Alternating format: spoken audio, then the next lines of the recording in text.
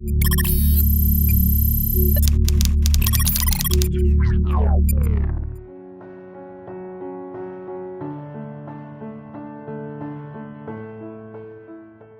मोहल्ले में एक अमीर आदमी ने नया मकान बनाया और वहां आकर रहने लग गया।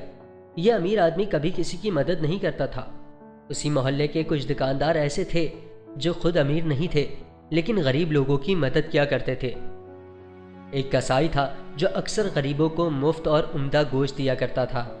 एक राशन वाला था जो हर महीने कुछ घरानों को मुफ्त राशन दिया करता था। एक दूध वाला था जो बच्चों को मुफ्त दूध दिया करता था।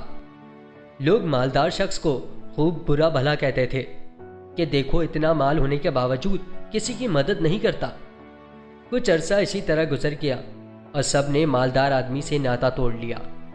जब उस मालदार का इंतकाल हुआ तो महल्ले से कोई भी उसके जनाजे में शरीक नहीं हुआ।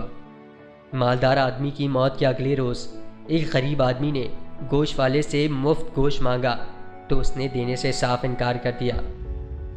दूध वाले ने दूध देने से इनकार कर दिया और राशन वाले ने राशन देने से इनकार कर दिया। उन सब का एक ही जवाब था, अब तुम्हें यहाँ से कुछ भी मुफ्त नहीं मिलेगा। इसीलिए बड़े बुजुर्ग कहा करते थे, कभी किसी के बारे में खुद से फैसला ना करो, क्योंकि तुम नहीं जानते कि किसका बातिन कितना पाकीज़ा है।